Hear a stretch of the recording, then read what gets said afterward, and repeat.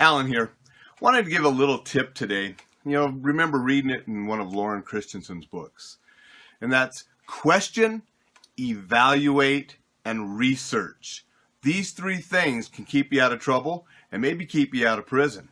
Before we talk about those three things, let me remind you, please subscribe to the channel. That really helps, and I'd like to get this out to more people. And be sure to visit surviveanddefend.com, download the free ebooks, and check out everything at that site. A lot of information to help you stay safe and defend yourself if needed. Now let's look at those three components I mentioned earlier. Question what you're taught.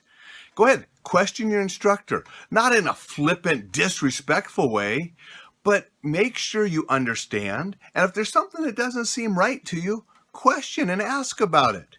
I know if my students ask me questions, I'm happy about it because they're paying attention and they're wanting to learn and grow.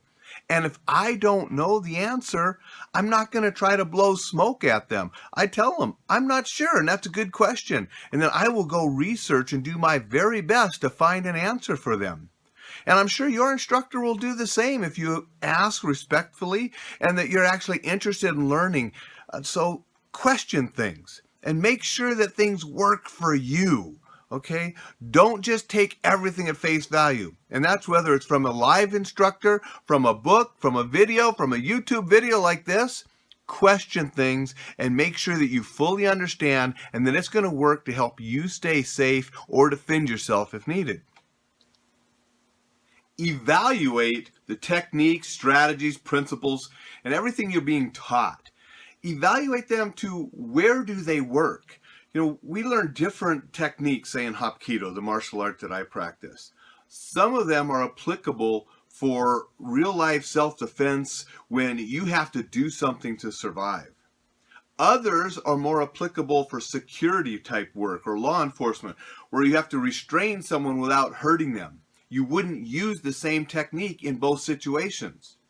Some things are just good for drunk Uncle Charlie at the family barbecue when he's being a little obnoxious and you need to get him to settle down. Not all violence and not all physical responses to violence are on the same plane. So you need to evaluate things to see where they fit on that continuum.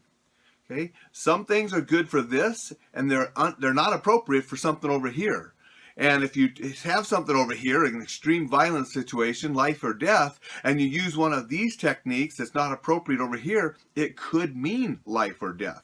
So you want to evaluate things to determine when and where they would be applicable.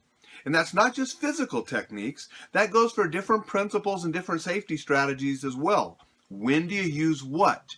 Evaluate them and determine when you should use them for what situations that you are involved in. Depending on your job, depending on where you live, depending on your habits and practices, different things will apply. So the more you evaluate and determine, the safer you can be and the more prepared you will be to defend yourself. When I talk about research, it's not just researching techniques or styles or principles or safety strategies, but research the laws that apply in the jurisdiction that you're in. And if you're traveling somewhere else, make sure you know the laws applicable there. And that could be carrying of weapons, or it could be just a general self-defense type laws. In some areas, they may have a duty to retreat. Others don't. And so that can make a big difference. Also, understanding how far you can go and when you have to stop is so important. If you go too far, you can wind up in prison. And there's that old cliche that you hear people throw around, I'd rather be judged by 12 than carried by 6. Well, if I had to have one or the other, certainly I'd rather be judged by 12 than be dead, right? Because you're still alive. But I'll tell you, there's people in prison that might want to rethink that entire thing as well. And how about avoid them both? How about we stay out of the courtroom and we stay alive? That's much better. And so I want to know how to defend myself, but I also want to know the legalities so when I do defend myself, I'm in the right, it's justifiable use of force, and it's going to keep me out of prison.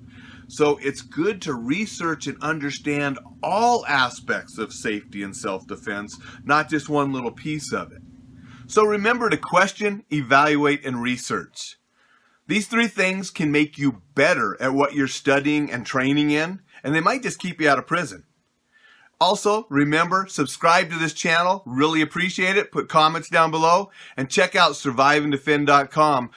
Download the free ebooks and check out everything else there that's available. Until next time, stay safe.